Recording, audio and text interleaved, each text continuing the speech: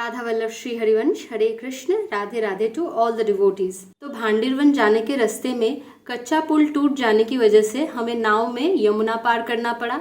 और जैसे मैंने पहले बताया था कि यमुना पार करने से पहले दो बच्चों ने मेरी बड़ी मदद की जानकारी देके कि कैसे मैं 20 रुपए में, मात्र 20 रुपए में भांडिरवन जा सकती हूँ। ठीक वैसे ही जैसे ही मैं यमुना पार करके उस पार से मैंने ऑटो लिया, उस ऑटो में दो ब्रजवासी वृद्ध थे जिनसे बात करके मुझे ये पता चला यमुना के इस पार से ही भांडिरवन तक डायरेक्ट ऑटो जाती है। अब बोलो कुछ ब्रज भाषा में, कुछ बोलो, कुछ भी बोल दो। अच्छा बोलो कि भांडिरवन जाना है, कुछ ऐसा कुछ बोल दो। बंसीभट भांडिरवन जाना है। हाँ जाना है। भांडिरवन से कितना दूर है बंसीभट? थोड़ा ही फासला है। मतलब चल के जा सकते हैं? हाँ, अच्छा। और उन्हीं के कहने पे जिस ऑटो से मैं जा रही थी उस ऑटो वाले ने मुझे डायरेक्ट भांडिरवन तक छोड़ा मात्र 20 रुपए में। और यहाँ एक मजे की बात ये भी हुई कि उन दो ब्रजवासी वृद्धों में से एक ने मुझसे मेरा अता पता नाम ये सब पूछना शुरू किया और मैं भी उन्हें बता रही थी कि मैं कहाँ से आई हूँ, क्या करती हूँ। फिर उन्होंने अचानक से बोला कि तुम्हारी शादी हो गई? मैंने बोला नहीं, अभी तक तो नहीं। तो उन्होंने ना अपने पोते के लिए मेरा रिश्ता देखना शुरू कर दिया। बोला कि उनका पोता दिल्ली में रहता है, वहाँ पे कुछ फार्मासिस्ट है, कुछ है। तो मैंने बोला ठीक है अंकल, लेकिन अभी तो भांडिरवन जाने के लिए आई हूँ, शादी वादी के बारे में बाद में सोचेंगे। कान फोड़ दे रहे हैं पता।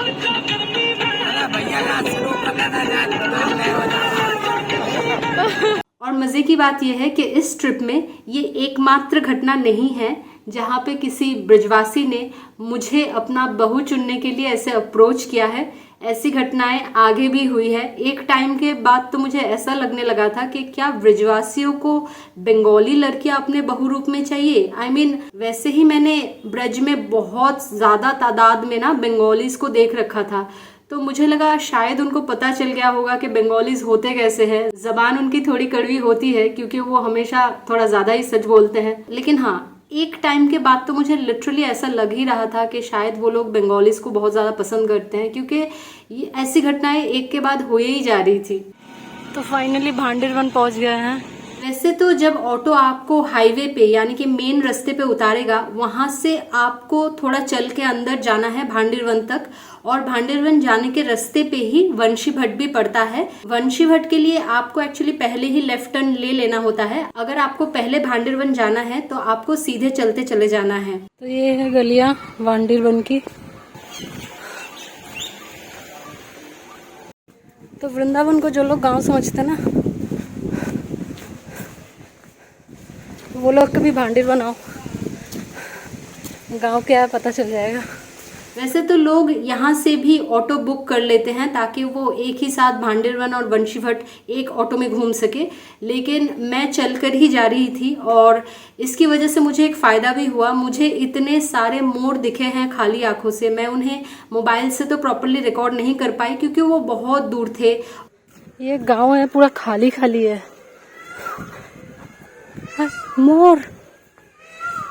मोर और कुछ मोर तो ऐसे थे जिनकी आवाजें सुन के मुझे समझ तो आ रहा था कि वो पास ही वाले घर के छत पर है, लेकिन वो लोग इतने ज्यादा शर्मीले होते हैं ना कि वो लोग थोड़ा छुप के ऐसे आवाजें करते हैं। तो वो जो मोरों की आवाज कानों में जा रही थी ना, उसी से ना मन इतना ज्यादा तृप्त हो जा रहा था, मैं बता नहीं सकती। सच्ची में मैंने कभी भी सामने से इतने मोर नहीं देखे हैं जितना मैंने वंशीभट के ट्रिप में देखा है। और स्पेशली जब मैं लौट रही थी तब रास्ते के आसपास इतने मोर दिखे हैं। और प्रभु की ऐसी लीला, मैं एक मोर को भी कैप्चर नहीं कर पाई। एक मोर को भी, जब भी मैं मोबाइल निकाल रही हूँ कि एक को तो मैं वीडियो में लूंगी, कोई मोर सामने नहीं आ रहा है। जब भी मैं मोबाइल रख दे रही हूँ कि छोड़ो कैमरा ऑफ कर दे रही हूँ, तब भी एक के बाद एक मोर आ रहे हैं। तो मुझे लगा ये शायद प्रभु की लीला ही है। और ये सेम चीज ना जिस दिन मैं बरसाना गई उस रास्ते पे भी हुआ। जब मैं बस में थी उस दिन भी सेम चीज हुआ था। तो ये रास्ता जा रहा है भांडिरवन को। पूरा सुनसान रास्ता है, दोनों तरफ खेती है, कोई नहीं है, मैं अकेली जा रही हूँ।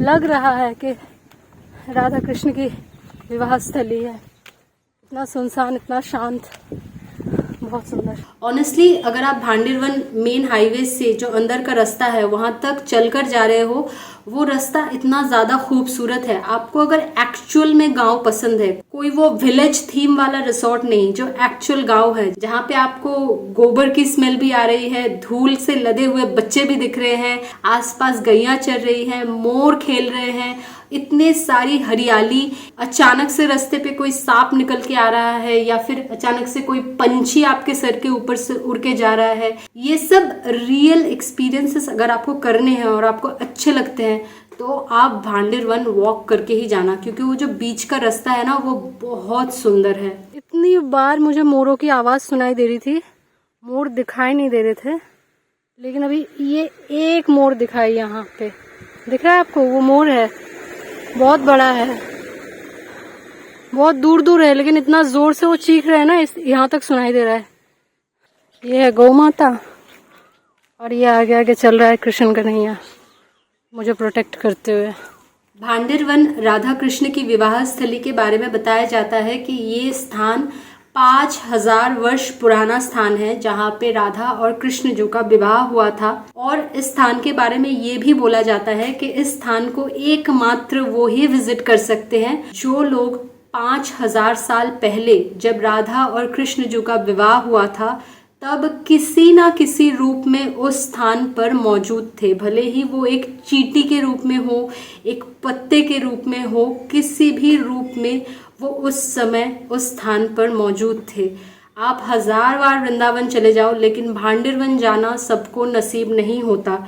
जिस दिन मैं भांडिरवन गई थी उस दिन आपको पता ही है, अगर आपने मेरा पिछला वीडियो देखा है तो उस दिन एक के बाद एक मुसीबतें आ रही थी, लेकिन सिर्फ राधा जू और कृष्ण जू की कृपा से ही मैं भांडिरवन पहुंच पाई। सब कुछ करना मुश्किल लगता है, लेकिन राधा रानी का हाथ लग जाए ना तो सब कुछ आसान हो जाता है। और भांडिरवन सिर्फ ब्रज में ही नहीं, पूरी पृथ्वी में एकमात्र ऐसी जगह है, एकमात्र ऐसा मंदिर है जहाँ पे श्री कृष्ण जू राधा जू की मांग में अपने चुटकी से सिंदूर भर रहे हैं। दुनिया के किसी भी मंदिर में आपको ऐसी अद्भुत मूर्ति का सुंदर दर्शन नहीं मिलेगा। तो अभी 1 बजे है और मैंने 1 से 1:30 बजे 2 बजे का ही टारगेट किया था कि मैं भांडिरवन पहुंच जाऊंगी। ये श्री कृष्ण राधे की विवाह स्थली है, बस ये राधे जी की कृपा है मैं पहुंच पाई हूँ, वरना बहुत मुश्किल लग रहा था, बहुत मुश्किल। और राधा और कृष्ण जी का ये विवाह ब्रह्मा जी ने संपन्न किया था। यहाँ पे पिता और पुरोहित दोनों का कार्य ब्रह्मा जी ने ही किया था। भांडिरवन में एक पेड़ है जिस पेड़ के तने एक दूसरे से जुड़े हुए हैं। कहा जाता है कि ये पेड़ भी 5000 वर्ष पुराना है और ये पेड़ राधा और कृष्ण जी का स्वरूप है जो उनके विवाह के गठबंधन को दर्शाता है। इसी वजह से इस पेड़ की भी उसी तरीके से पूजा होती है जैसे राधा और कृष्ण जी की होती है। लोग अपने मन्नत के धागे इस पेड़ पर बांध के जाते हैं और इस पेड़ की परिक्रमाएं भी लगाते हैं।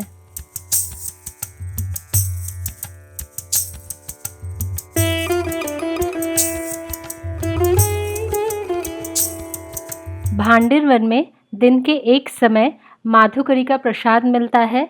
मुझे एग्जैक्टली टाइम तो नहीं पता था, लेकिन राधा जी की अशेष कृपा से जब मैं गई थी तब भी माधुकरी का प्रसाद बट रहा था।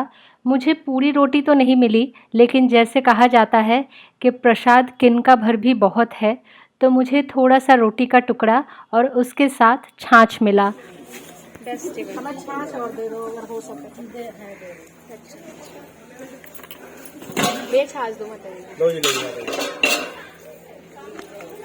आपके सुंदर प्रसाद के लिए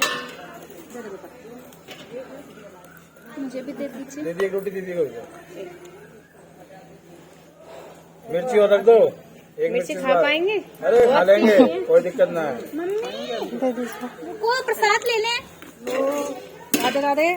और सच बताओ तो उस छोटे से रोटी के टुकड़े और छाछ से मेरा पेट इतना ज़्यादा भर गया था कि ये भी राधा जी की ही अशेष कृपा ही थी। और राधा जी की कृपा से माधुकरी के प्रसाद के बाद मुझे भांडिरवन के बारे में कथा भी सुनने को मिली। जजनी लीलाएं की है और अनंत लीलाएं हमारे ठाकुर जी के थे। रूप अनंत कथा अनंता। लेकिन यहाँ पे जो सबसे मेन प्रथम लीला है वो राधा रानी के विवाह की है, जिसके लिए हमारा भांडीर वन में विख्यात हुआ। बोला जाता है ना राधा कृष्ण विवाह स्थल भांडीर वन। लेकिन हमारा जो धर्म है उस धर्म में सबसे बड़ा ग्रंथ श्रीमद् भागवत जी को माना जाता है। जब हम उसका अध्ययन या श्रवण करते हैं, सुनते हैं, तो हमें ज्ञात होता है कि राधा रानी का नाम उसमें नहीं आता, क्योंकि जो सुखदेव जी थे ना वो परम गुरु मानते थे राधा रानी को, तो एक नाम से ही 6 महीने की समाधि लग जाती है। अब जब राधा रानी का नाम ही श्रीमद् भागवत जी में आता तो विवाह का उल्लेख कैसे हो सकता है। लेकिन जिस भांडीर वट के नीचे आप बैठे हो, इसका श्रीमद् भागवत जी में भी प्रमाण मिलता है। चार यंत्र बोधनम भांडीरकम नाम वटम जम्बू कृष्णा बोधनम। इतना विशाल था ये भांडीर वट द्वापर युग में कि 4 योजनों में फैला हुआ था। वृंदावन तक शाखाएं थी, तो पिछले टाइम में पूर्ण नाम इत्यादि नहीं होते थे। ठाकुर भी किसी वृक्ष की शाखाओं पर चढ़ के यमुना महारानी को पार करते।